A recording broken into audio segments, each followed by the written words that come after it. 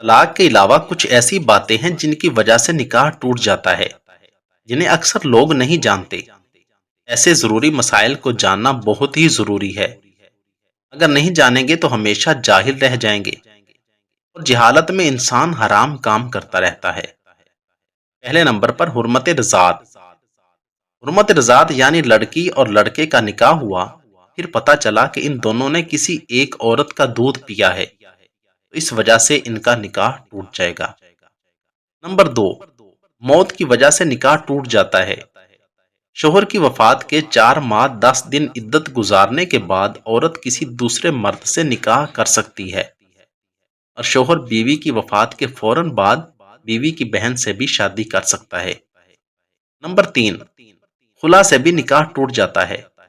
مثلا کوئی عورت اپنے شوہر کو پسند نہیں کرتی، یا پھر کوئی اور وجہ ہو جس وجہ سے بیوی شوہر کے ساتھ نہ رہنا چاہتی ہو، اور وہ شوہر کو پیسے وغیرہ دے کر علیحدگی اختیار کر لے، تو بھی نکاح ٹوٹ جائے گا۔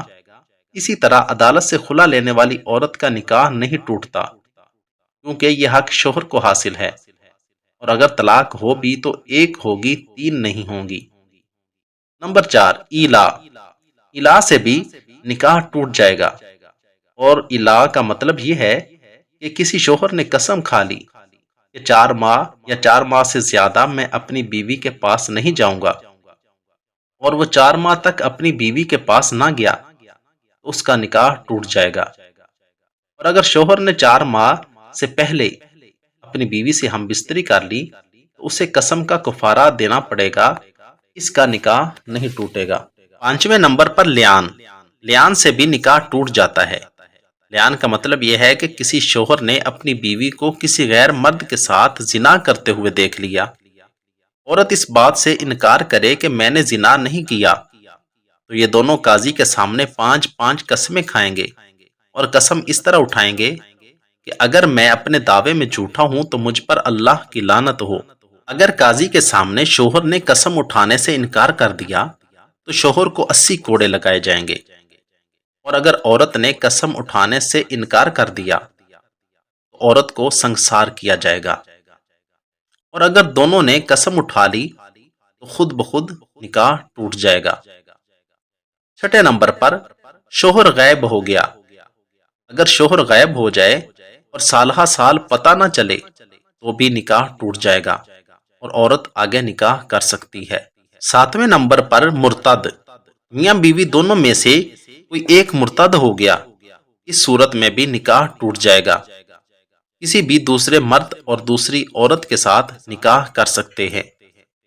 8ویں نمبر پر بیوی سے کہا کہ دفع ہو جاؤ، اور اس سے نیت طلاق کی ہو، تو بھی نکاح خود بخود ٹوٹ جائے گا۔ 9ویں نمبر پر شوہر بیوی سے کہے کہ جا تو مجھ سے فارغ ہے، اور نیت طلاق کی ہو تو بھی طلاق ہو جائے گی۔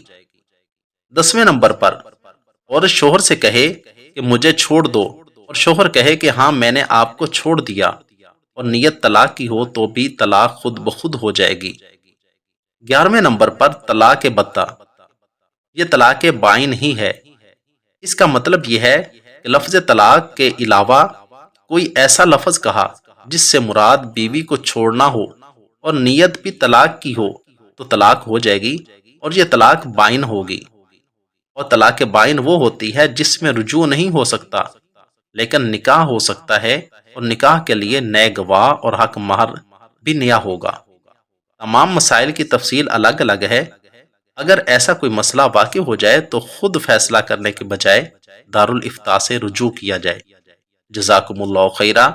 اگر آپ کو میری یہ ویڈیو اچھی لگی ہو تو ویڈیو کو لائک، چینل کو سبسکرائب، اور ساتھ دیے گئے بیل آئیکن کے بٹن کو ضرور دبا دیں تاکہ ہماری آنے والی ہر ویڈیو آسانی کے ساتھ آپ تک پہنچ سکے۔ شکریہ، والسلام۔